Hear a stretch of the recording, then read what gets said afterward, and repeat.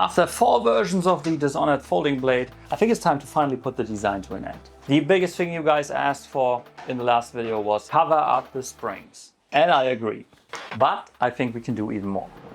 To further improve the design, I need to cover the locking springs, which honestly wasn't too big of an issue. It's just a headache to work with, especially once both covers are attached. But to add another improvement for this version, I want the blade to be released automatically. For the latest version, you had to use both hands, which was already pretty fast, but I want the saw to be opened and closed with just one hand, like in the game. The current crossbar lock doesn't allow for much space. Maybe I could fit a small servo motor there, but I want the mechanism to remain purely mechanical, and what better mechanical solution than the good old string.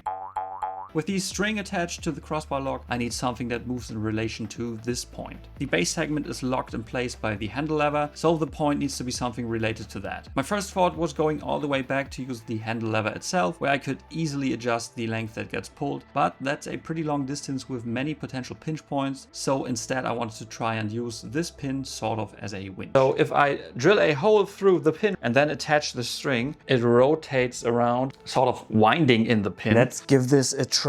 So let me give it a little bit of a turn. Ooh, this is already enough, and it's only a quarter turn. But that's pretty much just guesswork, so I think I have to actually make one and see if it'll work. Before assembling the new version, I wanted to change the way the springs are attached. The previous version had this tiny hole to put them into, but it just wasn't very sturdy or reliable. I tried tack welding the spring directly to the cladding, which gave very mixed results. This one is attached nicely, but the one on the other side broke off, and I tried to re-weld it a couple of times. Just doesn't really feel reliable. But thanks to the F2 Ultra, I've now basically got a laser that doubles as a CNC milling machine. I did a little bit of a test run. You can see this is the 5th iteration. Okay, so it needs a little bit of persuasion. So I've been thinking about, gluing it in and whatnot, but I wanted to try something different and basically treat it as if I'm setting a gemstone. What I'm doing is hammering on top right here to spread out the material, basically pinch together onto it, overlapping so that it can't get out of there anymore. Okay, now this doesn't go anywhere. Nice. And now I've got it securely in there without ruining the heat treatment of this little spring, and also not having to worry about anything breaking off because it might have overheated. Just a little test engrave with my pencil drawn scroll work. Was just barely 2D, which you can see really translated into the finished engraving. This doesn't have too much depth to it, or it does, but most of it is just material removal in the first pass without actually making the scroll work stand out. But one thing I wanted to show you, it didn't warp the blade whatsoever, so the heat transfer wasn't that great, which is pretty impressive. Now I'm rushing a little bit through the first part of the build because it's much of the same as the previous version. And we ended up with the old familiar curve. So let's see if I can do something about it this time. Let's just try bending it since the cladding is mild steel. Oh yeah, this doesn't work. I can feel it's not wielding one single bit, but I think I can still work with this. It still goes in there far enough, grinding off a little bit here and there, and then in the middle, so it's straight again.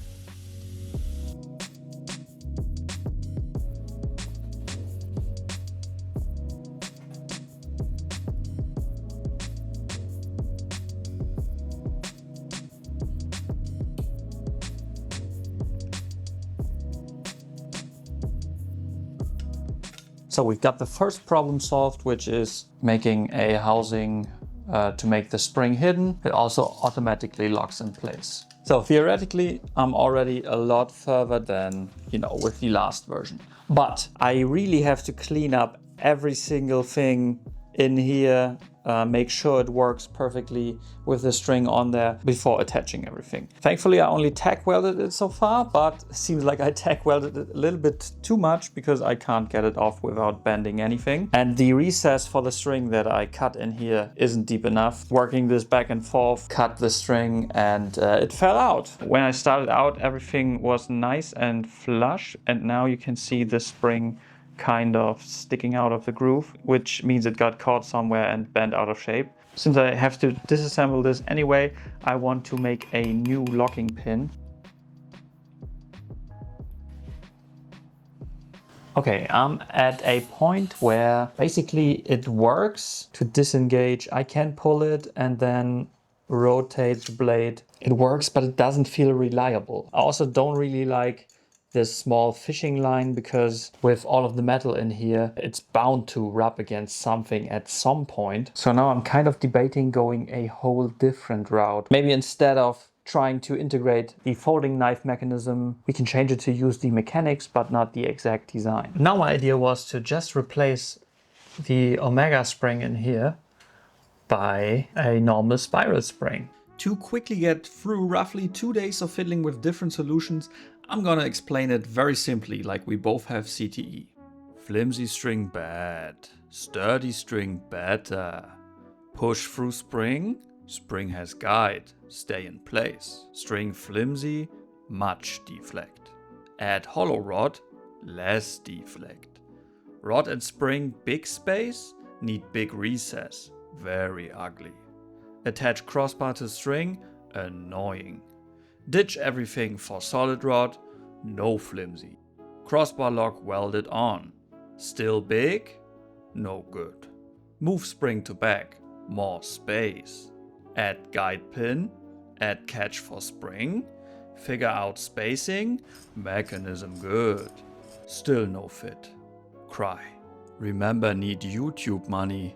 Make completely new design. Clockwork soldier inspired. Very cool. Curved tip, add more space. Make whole sword from scratch. Much time. Need do heat treatment again. Same curve. Now fits design. Add decoration. Very important. I've adjusted the scrollwork pattern a little bit. Now I can freely adjust how many segments there are. I thought I'd give the tip segment a little decoration and I am very happy. You can have a look at this. Only thing I did is sand over again and then hit it with a little bit of oil. Nice and black marks it left in there. Usually you'd cold blue it and then sand over, but it didn't actually need that. Just for comparison, here's the first one I did with cold bluing inside. And on top is just lasered and it doesn't make sense to do the extra work. As mentioned earlier, I teamed up with xTool again to try out the F2 Ultra. Usually it is paired with a 40 watt diode laser, but I've got the single laser version that just has the 60 watt MOPA laser. MOPA stands for Mother of Profit Acquisition, or at least it should, because my god is this thing awesome to work with. Due to its power you can emboss and even cut metal of up to 2 mm thickness. I've been playing around with tons of designs because now I can add all sorts of 3D decorations to my work or engrave directly into it. Adding depth instead of just marking the surface is a whole nother level, but I don't think I have to tell you that. You'll probably see this machine in every future video. And with the adjustable frequency of a MOPA laser, you can achieve a variety of colors a lot more consistently. So I wanted to do a special collectible for this video, but more on that later. They also sent me their conveyor belt, I'll show you that in an upcoming video, and their AP2 Safety Pro air filtration system. PPE is super important, and the humming you hear in the background throughout this video is the F2 Ultra running almost constantly, so it's great to not have to worry about breathing in vaporized metal fumes throughout the day. So, time to weld this onto the base segment. And now that's just some top tier pin hiding. A little bit too deep for my liking, because I can kind of see through here a little bit. But we'll just call that oil penetration holes. You can only drop the spring in from the side. Get the string through the spring. Pull the whole thing through the spring, which is easier said than done. Got it in there. I do think this design is not a good idea because the loops tend to get caught on the teeth right here. But I'll change that for the next one. So now I have to push this a little bit down. Take a piece of filler rod that acts as a little guide. We've got it locked. Pull the string. Then let's see if the auto lock still works. Oh, how did this end up here? Let's try this again. Could be a little bit smoother. Alrighty, but now we're finally getting to the most important point. Now I have to attach the whole blade portion to the handle. which will be a very weird assembly. First I have to stick these two together, like this. Now the pin with a hole in the middle goes through here. And now I have to thread the wire through the hole in the pin. Okay, this was pretty easy. Tie a knot right here. Wind up the pin, give it a little tack weld so the pin is connected with the handle and only the blade rotates around the pin. And now if everything goes according to plan, we've now got relative motion between this point and this right here. Fingers crossed when I turn this. It should now compress when I rotate the handle. And now I should be able to... Oh, nice! So now we've got everything together, locked. And now if we let go of this to unlock the base segment, we should be able to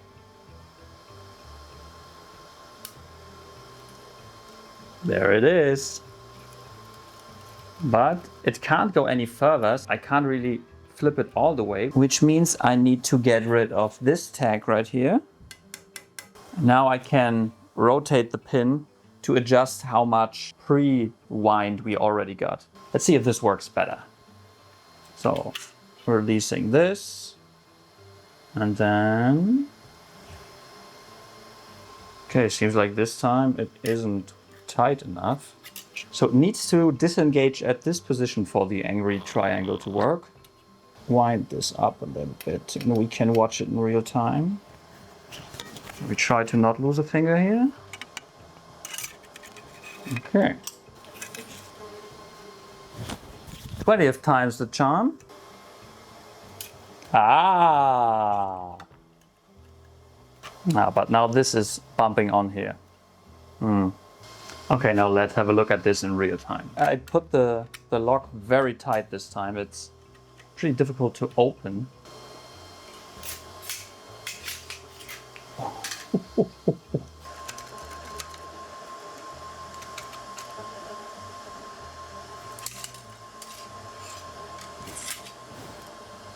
Let's give it a little durability test.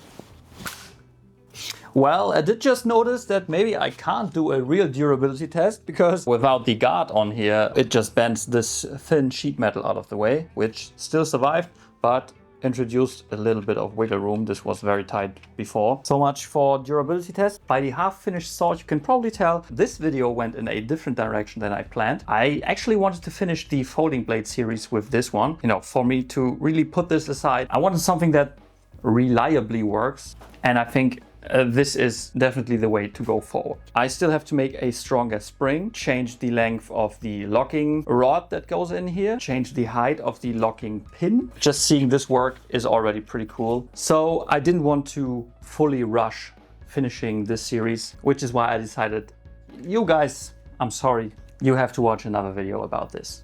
But I want to take my time to get it really done and not half-ass everything together so it sort of works, redesign it again, and then we hopefully got the perfect Mark V of the folding blade. I had a nice inlay planned for here, but you're gonna have to wait for the next video, I guess. Here's the finished collectible shield I made. I think it turned out pretty cool.